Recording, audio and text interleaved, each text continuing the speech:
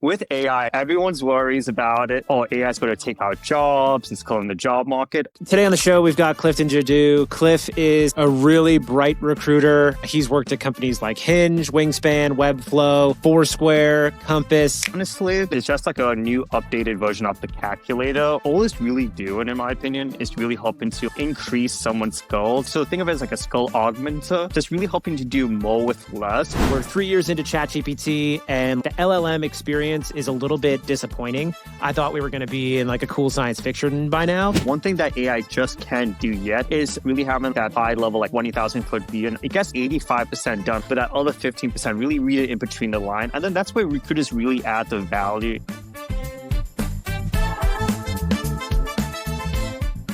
Hey everybody, this episode of Building the Talent Machine is brought to you by our sponsor, Wellfound. If you're a recruiter like me, you're probably always looking for a smarter, faster way to find startup-ready talent. Well, Wellfound has you covered. It gives you instant access to a talent pool of 10 million plus startup-minded candidates from all around the globe. You can set up everything in just 10 minutes or less, from posting jobs to building your employer brand and managing applicants, with everything you need to kickstart your recruiting in one place. Need data? Wellfound integrates seamlessly with your ATS and helps you stay organized without the chaos. And if you're ready to supercharge your sourcing, meet Wellfound AI. Stop scrolling and start hiring. Wellfound AI reviews hundreds of profiles each week. It reaches out using hyper-personalized templates, and when candidates respond, it manages the back and forth for you. All that's left is one click to approve, and your calendar fills up fast. So if you're ready to find, connect, and hire your team from pre-seed to IPO and build with the best startup talent out there, Wellfound makes it happen. Check out wellfound.com and see how fast you can tap into the startup talent ecosystem. Now, let's go build a talent machine. Today on the show, we've got Clifton Jadoo. Cliff is somebody I've known on the internet for a couple of years now and somebody who I always enjoy, a really bright recruiter. He's worked at companies like Hinge, Wingspan, Webflow, Foursquare, Compass. He is just one of those hardcore tech recruiters. Cliff, what's up, dude? Welcome to the show. Thank you for the introduction. And how is your day going so far? Man, we're cruising. I've been heads down in some edits. I was on the road at a lot of industry conferences. There's a lot of people talking about AI and recruiting. And everyone's favorite topic.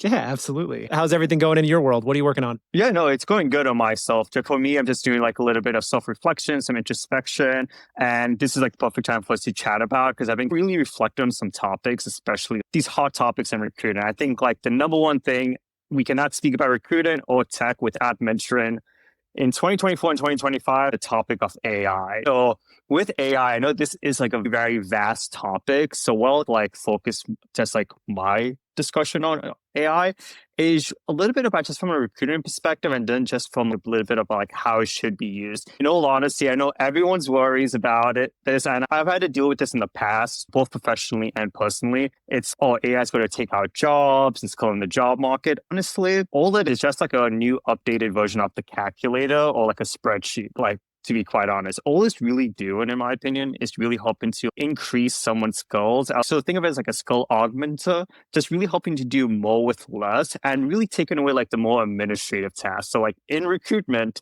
writing job descriptions, writing interviewing question banks, these will all very, very, I would say, drains your bandwidth from the more strategic side of recruitment. And then this is what AI is really allowing. So for me, I think it like really up levels the organization. But also from a candidate perspective, it helps you research companies easily, helps you easier as well. Yeah, 100%. I feel like we talk about AI almost like in some conversations too granularly, and then in some conversations too zoomed out.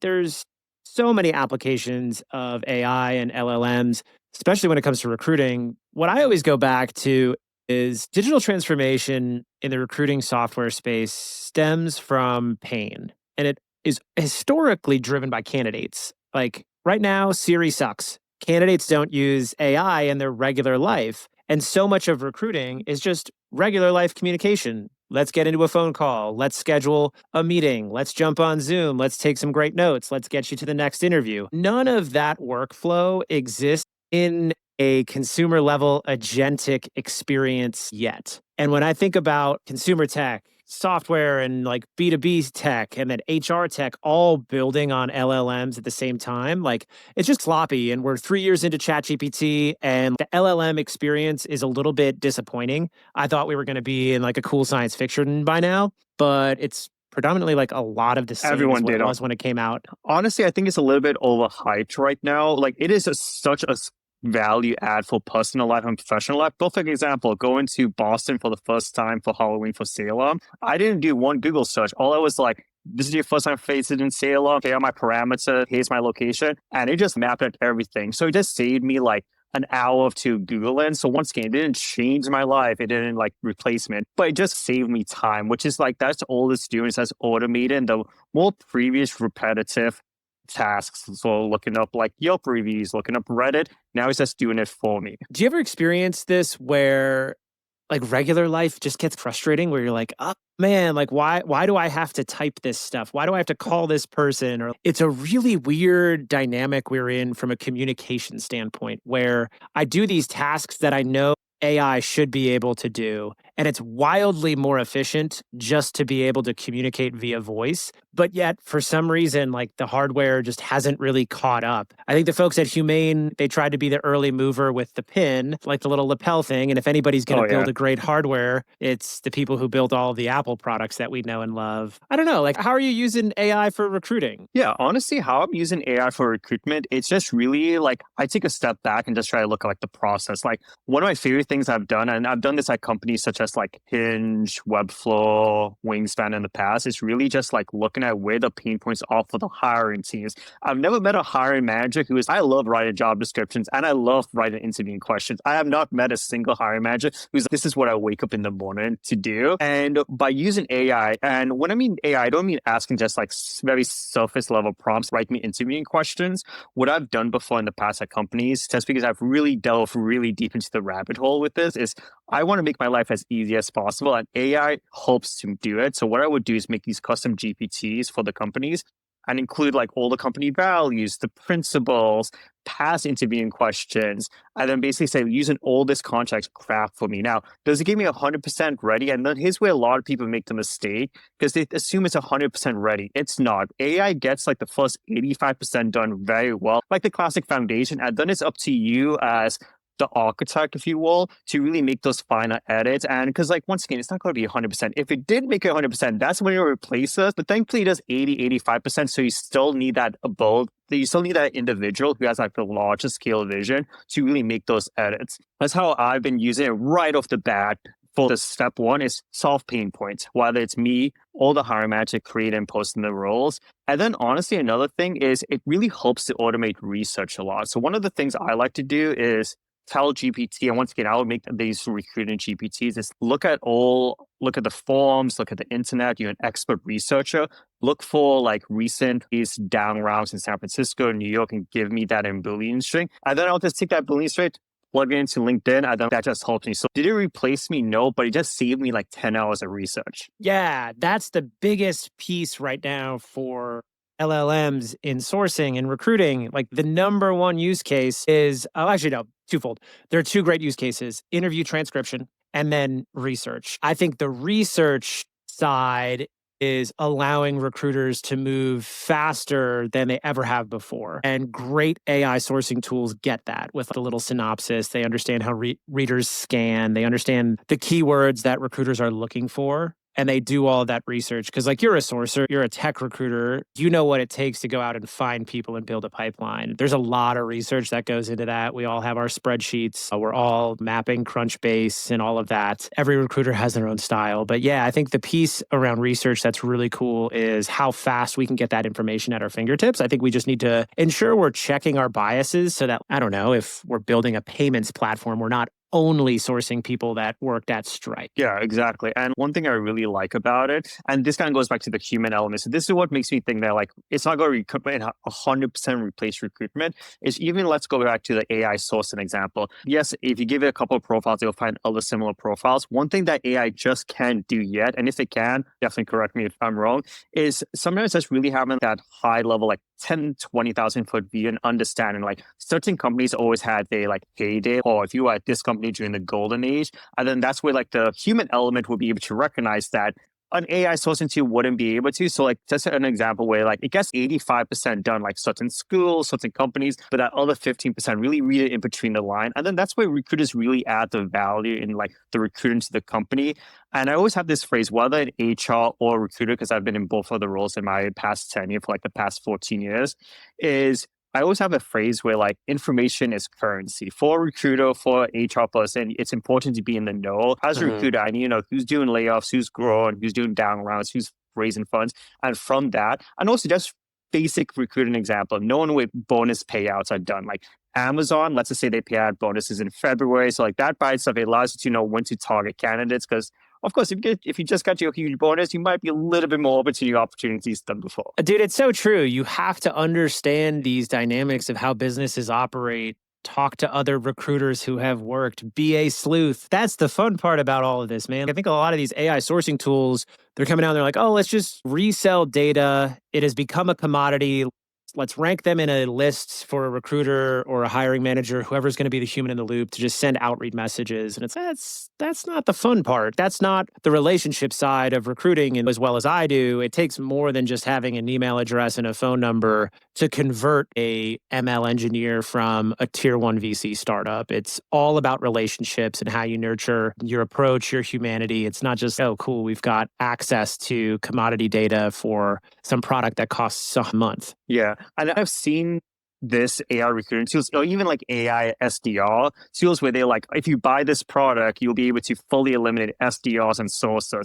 Fully eliminate, that is a wild statement. Dude. Could you do more with a leaner team? Absolutely. But like that human element, going back to what you're saying, that relationship building, relationships in VC and tech, it will always be there. Yes, technology makes it more automated, but having that context, knowing someone and just having that personal connection, that's where people really join, especially for these early stage companies. You're not joining because of money, because if it's that, you'll just get paid by like big tech companies. But you go and join by like the vision, the founder. Are you motivated? Do you believe in this person? There are 15 open roles on Anthropic's careers page right now with recruiter in the title. If end-to-end recruiting worked for, come on now, let's be honest. You would assume that them or OpenAI would do it themselves because they're the one who house it, but they don't. So yes, they're very lean teams, sure, but it's not going to be fully automated, especially with a recruiter. I always make this joke with like my circle of friends because we come from like a variety of different like jobs and industries where a recruiter and a real estate agent are very similar. There are a ton of bad real estate agents and there are a ton of bad recruiters.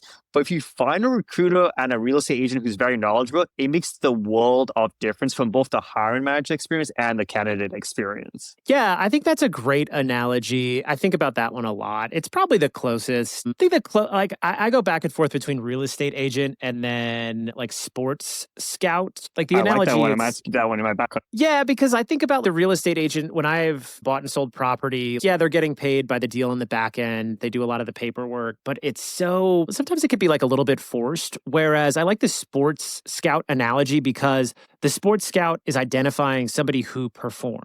When I'm buying a house, I literally just have a letter from the bank that says I'm creditworthy to get that person paid. When I think about what it takes for a sports scout to really understand talent and understand what somebody can do under pressure, it just brings a little bit more of the humanity to the placement. And then also, I love the high stakes of performance. I think great recruiters like you understand and know how to perform under pressure when you come to a rec in these early stage environments. What do you think it takes to be a great early stage recruiter? Yeah, I think when it comes to be a really good early stage recruiter, and once again, what I'm about to say, I'm a little bit biased because this reflects my background. I do think once again, this is not saying like everyone needs to have this background to be successful in early stage recruitment. It just helps me out. I think for me, it's really important to have just that background in like agency style recruitment, because agency style recruitment is the classic. You have to meet your quota, you have to manage multiple clients, multiple candidates. It just teaches you how to be good at using your resources. So I think that background helps a lot. And then the second one, honestly,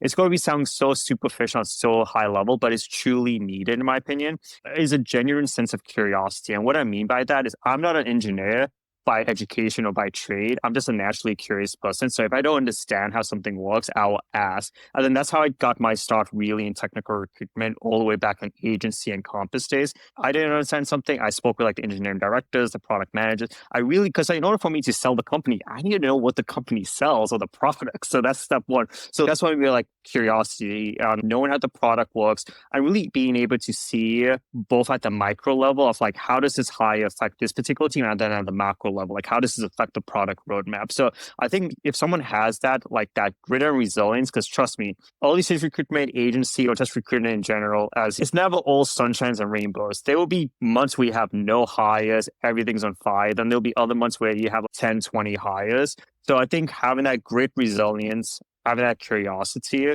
are some of the very important fundamentals for early stage recruiter. And then the last thing is the ability, I'll call it push back or manage up. So if you have like very bullish hiring managers and very bullish executives who are like, we need XYZ. And if you as a recruiter know like XYZ is not possible, you have to absolutely manage up and back it up by data. Because so many times, especially, and I was guilty of this when I was very junior in my career, if the executive or the hiring manager said something, I would do it. But now, like the way I see it is this is a partnership. This is not a transactional relationship. You have your expertise, I have my expertise. So if I know something's not realistic in the market, I have to push back because you're being held by these standards. So I think like grit, resilience, ability to push back, manage up, and just being curious and just very informationally driven. I think these are all like core attributes for an early stage recruiter. Dude, you nailed it. I think it's interesting because I think of recruiting as a business process first and a job title second. And there's a lot of people that have held the job title recruiter through this bull market. They fell into recruiting, had a 100K job, 2 years experience, working at home in their slippers, recruiting coordinator, 2 or 3 skip level managers to do all the strategic work, calendar full of interviews, great brand, 75th percentile comp. Yeah. That's all stuff that does the work for you. Like the recruiter of the future the recruiter of the future is somebody who can source and fill a role with a candidate who doesn't have a digital profile, or build a pipeline within 2 weeks with limited to no tools, or can they hire without an ATS? I think a lot of folks get this idea in their head. They want to work at an early stage company because it sounds impressive at a cocktail party. It does. It's a household tech name. It pays well. And I see a lot of people try to bring in too much process too early to early stage companies like a seed Series A company. You really don't need great process that early. Your stakeholder, your hiring manager, your founder, they just care if the next person on their calendar is the person they want to hire. Yeah, they just need butts and seats at that point, to be quite honest. And a really good butt in a seat, like somebody who's talented. Like the best compliment I received, not best, a good compliment I received once from a founder was like, how are these people in your orbit? And it's like, yeah, that's what you're paying for. It's this idea that engineers say, it took me 20 years to be able to solve that ticket in 2 minutes. And when I look at you, somebody who has tremendous experience in their career, you still have so much humility. Like, I don't think you humble brag or are as prominent in this space as you could be. So I want to encourage you to step up and do more because you know so much about this and you've got great stories to tell. It's funny that I say that. I'm thinking about doing this more and more because, once again, haven't seen and follow a lot of creators in this space. There'll be some creators where I'm like, this is not really that actual. Meanwhile, I have all this wealth of knowledge. So funny to mention that because this is something that I'm thinking about come 2026. Yeah, dude, you got to do it. You're just a very bright mind. And I love the way you think about solving the problem of hiring. A lot of tech companies think about first principles thinking, and the first principles thinking of recruiting is getting to a handshake. And there are a lot of ways to do that. There's no recruiting jail. There's no recruiting emergency room. There's no one right way to hire. But when I think about tying accountability from recruiting to the post-hire outcome, this is actually where you have interesting experience being both a recruiter and a people leader. I've done a little bit of the people side and the full cycle employee journey. I prefer recruiting, but coming up in recruiting, how do you think that's helped you understand more of the people ops work that you've done? Yeah, no, of course. And I actually think it helps me like on both sides. So I think having been a HRBP makes me a better recruiter, and having been a recruiter it makes me a better HRBP. And the reason why, it just allows me to see like the full cycle. Because I remember way back when I was only a recruiter, once someone signed the offer letter, that's it, my job done. I'm going to the next requisition. And it wasn't until I joined Compass, for example, because that's where I started to really gain that exposure, was I understand the concept of onboarding, employee engagement, really setting up the hire for success. And then that's when I started to really educate myself more on what happens on the people ops side. Because when you think about it, a person's onboarding experience in the first 3 to 6 months, I forgot the exact statistics and where I read it. I think it was Strom. I might be wrong though. But essentially, in the first 6 months, if the onboarding experience is reported as poorly, that person will most likely return within 12 months. And think about it, if then you're back to square one right again. So by having that lens, it really allows me to think about what happens to this hire once they're onboarded.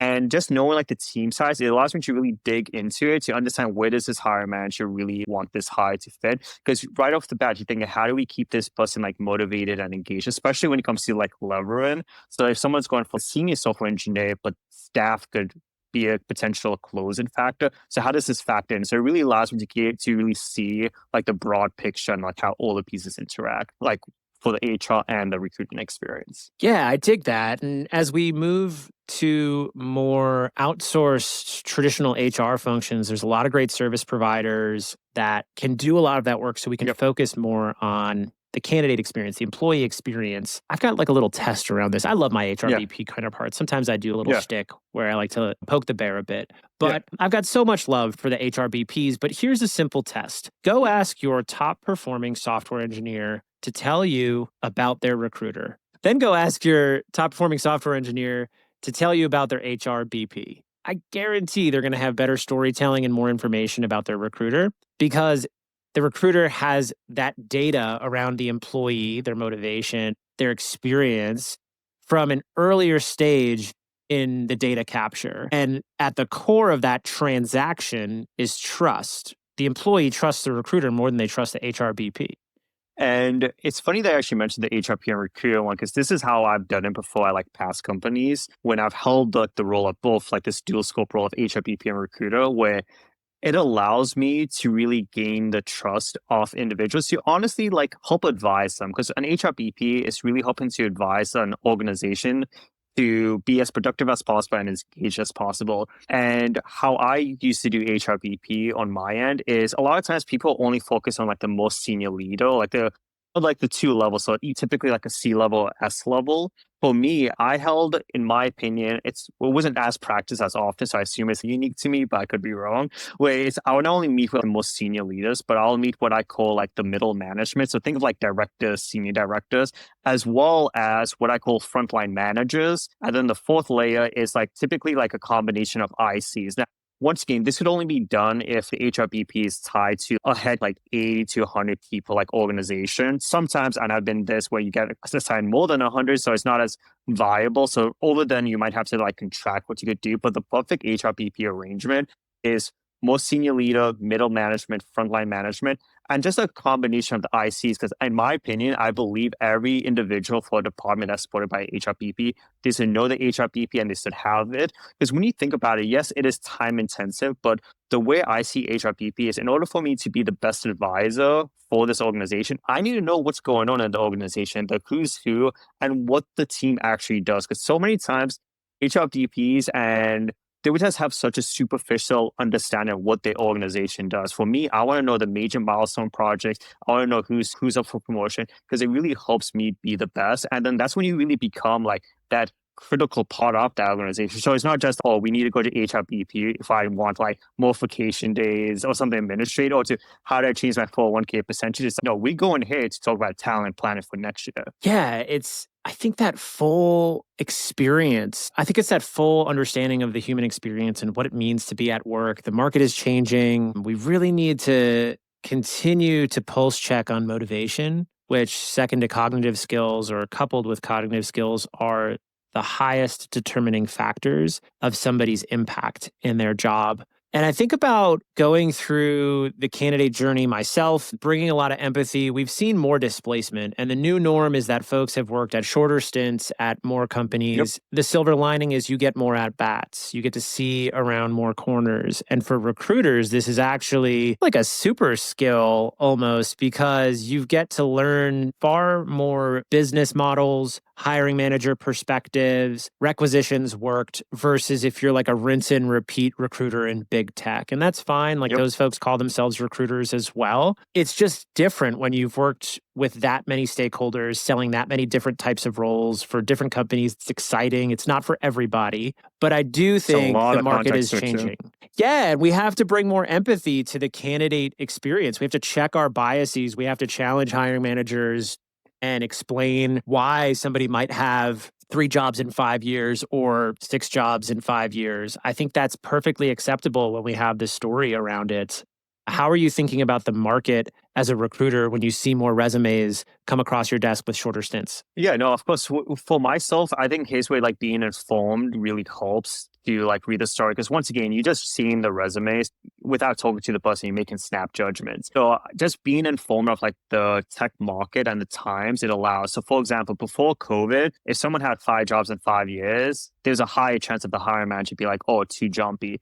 Now in 2020, between COVID, tech layoffs, other stuff. And honestly, I do appreciate more people doing like mini breaks, mini sabbaticals, because working is tiring. At the end of the day, let's call it for what it is. Working is tiring. And then here's where you really need a good recruiter at being that advocate for the candidates, because you have to be able to be confident and comfortable to push back on the hiring manager with. And really, it all comes back to storytelling. If someone got laid off in 2020, then 2022, they got hit in like a big tech layoff. In 23, a startup didn't raise their Series A. Like any of those, really being able to tell the story and letting the hiring manager know, because it is unfortunate, in my opinion, where hiring manager still has this idea of they want someone who has no employment gaps, or they want only like the best of the best companies. And something that's not realistic. And here's where the recruiter comes in to give them that advice and let them know like this specialized knowledge. We're like, that's fine, but this is what's realistic. And to really allow the hiring manager to understand, because you have to remember, like us being recruiters, this is our full-time job. Hiring manager, this is probably like 20% of their job. Their job is not to be interviewed. So his way, if a doctor told me something, I will listen to the doctor. So like it's really listening to your stakeholders and really providing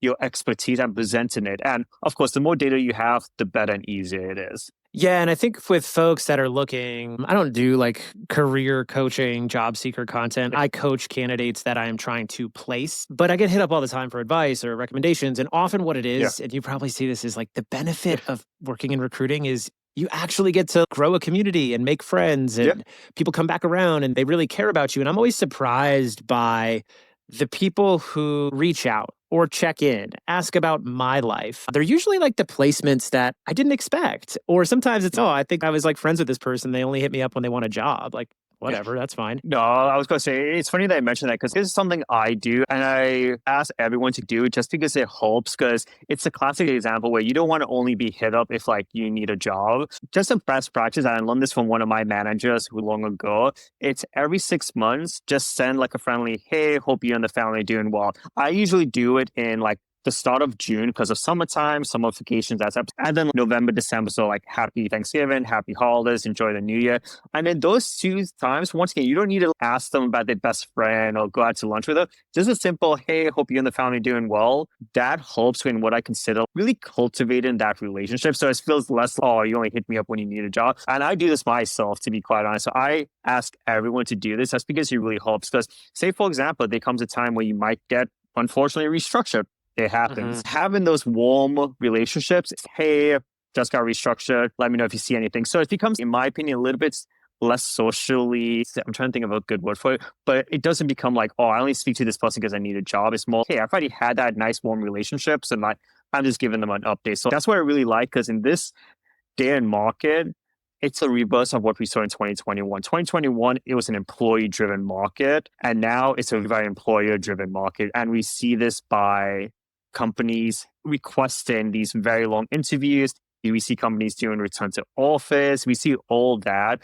And honestly, it just comes back to who the market favors. And for right now, it is the employer market, but it is absolutely important for employees to focus on like candidate experience, because when the market goes back to being candidate driven, candidates will remember which companies were there for candidates and which one give a good experience and didn't make them do like 25 interviews. Yeah, and I don't know if it's ever going to go back. I think we saw this high watermark where non-technical employees at tech companies were making 75th percentile comp. You could have 4 years experience and clear 100, 120K for doing a job from Slippers. There are 10 other sectors of the S&P that need smart, innovative, techno-forward people, including the public sector. So it's like, yeah, tech had this moment, but I think we're going to see a flattening. But you're right. It does come down to care. You can't teach people to care. You can give them a phone and a Google account, but if you don't pick up the phone, if you don't send emails, and if you don't give in addition to when you need something, you just suck as a person. And when I think about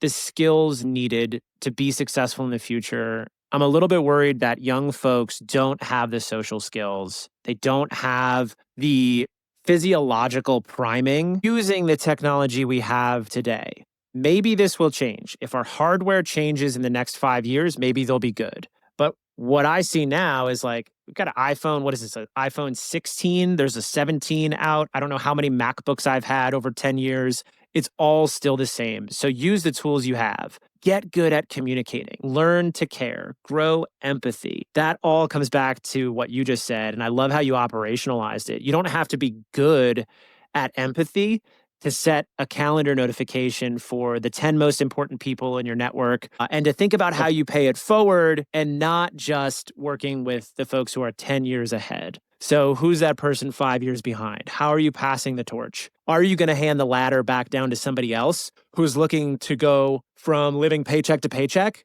to having financial security for the first time? Those are the things that motivate me in recruiting. Yeah, So and like the way I really see it, and I feel like very fortunate to have seen like recruitment in general, because I feel like a lot of people don't really see what recruiters see behind the scenes. I then going back to your example, paying it forward. That's why usually on the side I'll try to help coach, help mentor. Just because when I was doing this, I learned this the hard way, just really trial and error and seeing behind the scenes. And when I have the ability to help others, I really do like it. So for example, like earlier this year, Hinge ran an intern program, and we did essentially like an employee kind of like workshop for our interns of like stuff that so basically it was ran by me and our chief of staff. And it was like stuff that we wish we knew. And then by just giving back to the community, this kind of helps cultivate the next generation. And at the end of the day, regardless of industry, whether it's tech, public, whatever, I think the one thing that binds everything is kind of like what you started off with, which is like the relationship. That's all it comes down to. It sounds so basic, and a lot of people overlook like the social elements, but the social elements are very important. And I always have this phrase when I am an HR BP for my leaders. When I join a company, I try to get to know them as people. For the first 15 minutes of our very first meeting, I just get to know them as individuals. I'm like, hey, I'm not going to ask you anything work related, because when you think about it in the grander schemes, we'll have all the time in the world to talk about work. But like for our very first meeting, for first impressions, take 15 minutes, just get to know them as people. Because it goes back to this phrase I always love to share. And then this is how I open it up to them. It's like, in order for us to have deep talk, we have to have small talk first. And that really helps build that trust. So like, relationship and trust goes a very long way regardless of industry, especially in like the recruiting field, I feel especially. it's all about relationships and trust. And it's like always be sourcing. I know there's a lot of talk right now about inbound. There are recruiters out there who've never sourced a role for a rec they've worked. And I just think about how you make a living in recruiting. There's so many ways to make a living. Like I love sleuthing the internet. I love sending cold messages and seeing all the tools and systems. I suck at a lot of things, but I don't suck at cold email. And I got one yesterday when I was emailing for sport. And I got one from this dude that works at an impressive company. He said, now this is how you write a cold email. Damn. I'll admit, we're pretty set on video, but you've hooked me. Got some examples? And it's fun, man. Just send people emails. Say what up. I had DHH in my inbox the other day, and that's cool. I'm a nobody. DHH cares about my email for 15 seconds. He'll never email me again. Maybe he will. The reality is people are more accessible, and their email is the most accessible tool we have to connect with humans globally, regardless of economic level. You hear these stories all the time. And I would just encourage more recruiters to embrace sourcing now, because when you need it, you will want to have done the work and put in the rep to also understand how are these AI sourcing tools indexing data. You and I came up around the same years. So like we used to A/B test Google versus Bing. Oh yeah. Why are there the same? Why does the same search index the same candidates in a different order across two different platforms? How are you thinking about the tools you're using to source? Yeah, with me, honestly, when it comes to sourcing, I like to keep extremely bare bones. I honestly would say like an email management system. So, like, for example, there's like Apollo.io. I used to use Intercell in the past before they got acquired by Greenhouse. A simple, effective one. Once again, this is managed like A/B testing, subject testing, all that. So, honestly, a good CRM tool. And for right now, LinkedIn Recruiter gets a job done, but like even regular basic LinkedIn does the job necessary, especially when you're doing like New York City markets and San Francisco market. Oh, yeah. There's a ton of other cool products that I actually want to experiment with myself, like Pin or like Juicebox. I just want to see these products. But for myself, when we talk about recruiting infrastructure, I think it goes to an email tool, a tool that kind of aggregates candidates. In this case, I use LinkedIn Recruiter. And then honestly, for a third option, something that I would suggest is kind of like a really good, solid employer branding tool. I like Built-in, but those are just like some of the good tools that really helps you get those what I would call like candidate pipelines flowing. Yeah, I love Built-in. Built-in's great. I've hired tons of engineers off Built-in. I remember a few years ago, not a few years, man, getting old. I remember years ago, they used to do this thing where they would come out and they would interview your hiring managers, and you could have this like really cool employer brand page Yep. talking about the employee value proposition. Man, that's recruiting. Give people a branded experience. And then Pin is dope too. You look at folks that are building in this space, it's getting very saturated. Like how many AI SDR companies are out there? Same is happening for AI recruiting. I get hit up by at least one or two a week. But what I like about Pin is like tracking. It's okay. So Steve built Interseller. Steve built the spam filter for Rutgers. Look at the people who have actually built this technology and why. The future of AI sourcing is not names in a database that are going to have a great match. It's email deliverability. All of these companies are just deliverability companies at this point. Anybody can resell data and get their margin squeezed by Ben at PDL. And honestly, when it comes to recruitment, I think honestly, it's not just one person's job. Honestly, a recruiter at a company, it's actually everyone's job. And I feel like a lot of times they just say, oh, it's a recruiter's job. But yeah, great recruitment at scale is always done by everyone at the company. Bro, 100%. It's a business process. And when I think about the market, it's just moving so fast and there's so much over-promising, under-delivering when it comes to AI. So it's very nascent. The takeaway for now is be super compassionate, bring a lot of empathy, actually care about your candidates. And part of that caring about candidates is what the future of work looks like. I know there's a lot of return to office. I've worked remotely. I prefer being in office despite my lifestyle. What are you seeing? New York City, are people back in office? Do candidates want in office generationally? What are you seeing as well? This is such a fun topic to discuss between in office and remote. So I always like to acknowledge my bias. I live in a deeper part of Brooklyn. So I myself personally, for my lifestyle and for my cats I have at home, I like to be remote with the caveat in person will never ever go away. There's certain elements needed for in person. It just really helps with like culture, just team building, engagement, especially if you're like a smaller company, it really helps just to really get that culture. But I see in New York City and of course San Francisco, I believe like Ramp released something. I forgot the exact statistics, but like in office is definitely back in action. What I would suggest is like New York City and San Francisco real estate is expensive. So if a company has a lease, they will bring people back. It's easy as that. What I think is like the best solution is actually like a combination. I think the best solution, honestly, would be like a hybrid format that allows people the flexibility given their personal lifestyle. So for example, in the past, I've had individuals who are like, hey, I need to leave by 3:00 to pick up my kids from like school. I come back. I think that level of flexibility is needed because no one at scale lives the same exact life. They have family members, they have kids, they have other obligations. So I think ideally between in office and being fully remote, whatever works best for the company is like the typical PC answer. My honest opinion would be it has to be hybrid with flexibility to someone's life. Because like if someone can go to the office 3 days a week and they live like 10 minutes from the office, awesome.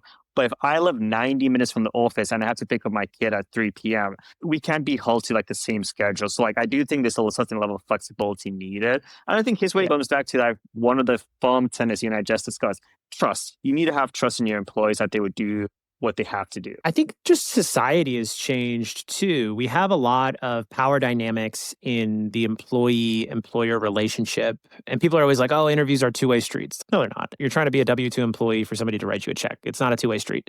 There can still be respect and empathy, but it's not a two-way street. Yeah. Where companies, I think, have been slow to understand is society has just changed. Like the school buses don't run the way they used to. Childcare is more expensive. There are a variety of school options based on age of children. So it's not like the good old days where you just send your kid on the school bus and they're at school from 8 to 3 and then they have soccer practice 3 to 5. Yep. That's just not how parenting works anymore. And I think that's why there's a lot of pushback in the market. It's because the world just isn't that easy anymore. And things are more expensive. Companies need to have a little bit more empathy. It's not as easy as Jamie Dimon at JP Morgan Chase saying, oh, we're going to have analysts in the office 80 hours a week because that's what we did coming up. It's like, those analysts, those associates, like they've got families, they've got kids, like rent's expensive. I think candidates still have to make some lifestyle concessions just because they came into the market and had it really good with their remote job when they had zero experience. Now they've got 4 to 6 years experience. You're going to have to give some concessions. I remember like I used to wake up at 4 in the morning to get to my job at the lumber yard, driving a forklift in the winter outdoors. So maybe I could be a little bit too broy or a little bit too hard on the younger generation, but work is hard. And I don't lose track of the fact that our grandfathers, our great uncles, they were drafted to fight wars. Our great grandfathers, they moved around the country for manual labor. Let's get over our 100K CSM tech job from Greenpoint and get back to work. Yeah. One of the funny things I would say, and this has been one of the common pushbacks, is COVID, one of the silver linings is it showed the world that remote work was possible. Because before COVID, I remember having fought this battle and having lost it every single time at many companies where everyone, unless you were an engineer or a top star, you have to be in the office. And we just accepted that. I accepted that because I just didn't know better. Then once COVID happened, it showed the world that remote work was possible. And this was a total paradigm shift because before that, I remember all the classic pushback from executives. We can't have fully remote. We need to be in the office. We need team culture. And we saw like what happened. Like no one really failed. Companies did good. And then this just introduced globally. And very few times when we experience such a global event, they showed globally that this is possible. And it changed everyone's life. I saved every single week 15 hours of commute, basically, because I live in Depot Bar in Brooklyn. I used to work in Flatiron. That's 15 hours of my life. That's nearly half of the time of like the usual quote unquote work hours. And it just showed this to everyone with parents, everyone like children. And then this really showed, hey, life hard? Yes. But it showed life doesn't have to always be obstacle after obstacle. I can go run out for a quick hour because in the work there, even when we were in the office, there was times where work wasn't being done. Like there are times when people would just chit chat for 20, 30 minutes. Yeah. And yeah, so this concept of, when you're at the office, you're 100% in work mode, that's not true. You go out to lunch, you go out to coffee. Same thing when you work at home. Hey, I need to take 30 minutes to pick up my kid. And having that really helps just make life smoother. Like it doesn't always have to be like, I come back at 10 p.m. and now I have to get up at 6 a.m. and do this Monday through Friday. And then that's it. Dude, you hit the nail on the head, especially for a phone job like recruiting. Exactly. I've been working remotely, or I've been working hybrid since 2015. And I used to be like on the road. So there were times where I would go work solo on the road for a week or two out of the month. And then I got like a job in tech and it was a remote job. My team was dispersed across the country, but they had an office hub here. And I was going to the office because I just enjoy being around folks. But there is that objective reality. If you are a top performer and you have high accountability, if you are like one of one in a function in a company, you're going to be wildly more efficient working remotely from home. Like I can do 10 really great phone screens a day with candidates if I need to. I could do 15, but at the end of the day, I'm going to be a little antsy. If I'm doing that in office, no way. Like you can't do 10 phone screens as a recruiter from an office. It just doesn't work. And also finding conference rooms is never fun. Bro, I drive 40 minutes to my co-working space a couple times a week just to chill with the homies and get in the city because I live in the foothills and it's great. But yeah, that's always the biggest thing is I got to go and make sure I don't have a podcast to record. Or if I do, I got to like book my room 3 days in advance. It's cool to hear about your experience though, because when you quantify the hours, that's the way candidates think. Gas is $4 a gallon. It's 10 hours of commuting. These are things in my life. We talk a lot about the 996 and it's getting a ton of pushback right now online. Oh, yeah. And the people who are pushing back against it, it's funny because like they don't work in tech startups. They don't know what it's like. That is just the bare minimum expectation. People are doing it anyway, whether you call it 996 or not. If you're joining a tech startup for equity, you're going to work around the clock and you should want to. That's the whole point. You have the potential of life-changing liquidity. There are plenty of 9-to-5s out there. And the way I see it is like young folks, like they're doing something 70, 80 hours a week anyway. Usually the folks that are mad at 996 are the types of folks that probably wouldn't even be considered as a qualified candidate for those types of jobs anyway. Yeah, because like I think with JP Morgan capped analyst hours at 80 hours a week. They capped it. They used to sleep like in their desks. They capped it at 80 hours a week. What are we talking about here when we see people mad about a 10-hour day? Yeah, and what's funny about like the banking, because like I've had a lot of good friends who do like the investment banking, private equity consulting. Even though the banks cap it, they still do it. They find creative ways to do it. Of course. But honestly, even with 996, like if someone is really genuinely like passionate, like absolutely. I think the whole concept of you always have to be on like grind culture, hustle culture. I think it honestly just depends on the person's lifestyle and also where they are in life. Because if I'm being very honest, when I was much younger, I was like grind, hustle, do these absurd hours. And then, like with my personal lifestyle, having such a family responsibilities, that's just not realistic for me now. But I respect people who do that. But I think at the end of the day, like a really good work culture is just having a diversity of people when you think about it, backgrounds, upbringings. Because like for me, can I do like, I remember in my early 20s being at like working in tech, it's the classic, like you go out every night, you come back at 11, 12 in the morning, you do it all over again. That's not feasible for me for right now. But this kind of goes back to the 996 where honestly, as long as you can get your stuff done and if this is what you want, then go for it. If you want the experience, I remember I've done that myself, but I think it goes back to that individual like element and like basically if someone self-selects out, like I would not make it an investment banking program. I self-selected out. Same with people like you were saying, like they might complain about 996, but I'm like, unless you're actively in 996, I don't think your opinion matters as much because you have to actually experience, you have to know what it's like before you comment. And it's very easy because I actually experienced this myself in like my circle of acquaintances where one of the questions I usually get asked is like, hey, Cliff, like, how do you deal with being in HR? Just all the stuff that comes with HR. And honestly, the way I see it and the way I tell myself is I try to do right by everyone. And that's all I can do. All I can do is just be simply a good human. If there has to be like a reorg, I would fight for the individuals to give them as whatever is equal and whatever has parity with others, because you want to really help set them up for a transitional period. And you have to do that with empathy. It's never easy.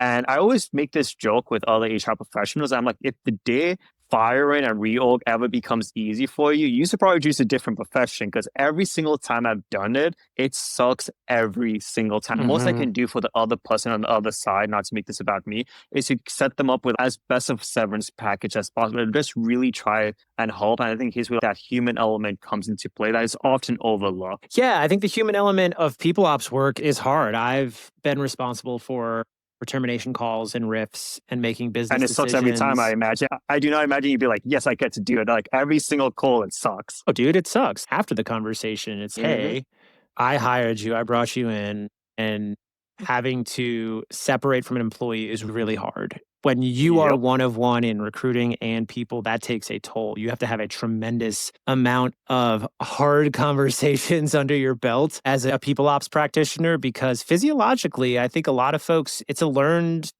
behavior. It's a learned experience to have that conversation, look somebody in the eye and set them up for success the best you can. And it's always, hey, my network is your network. And like, how can I help? And here's how I'm going to help. And working with founders, working with CEOs to be like, hey, this is actually what I recommend for our severance package. Here's what we've done in the past. Here's how I can help you see around corners. Here's how we can preserve the employer brand. Here's what we're going to have to do to retain and motivate the existing team who is not being termed due to a reduction in force or due to performance. But it's the nature of the beast. If you don't want to do that work, go do sales. Cliff, I've really enjoyed talking to you, man. This time flew by. We'll have to do another one soon. Love your insights on the market. Love your read around empathy. You're truly one of the greats. How can people stay in touch with what you're up to? Yeah, of course. I would say always send an invite to connect with me on LinkedIn. It's Clifton Jadoo, my first name, last name, and feel free to connect with me and always happy to have any type of chat. Thanks so much for coming on the show. I know it's a little spicy today, but I knew that you'd be able to be a good Those are the best type for that, because we've got such great ideas in common. So thanks, Cliff. I will see you very soon. Anytime. Catch you later. Have a great weekend.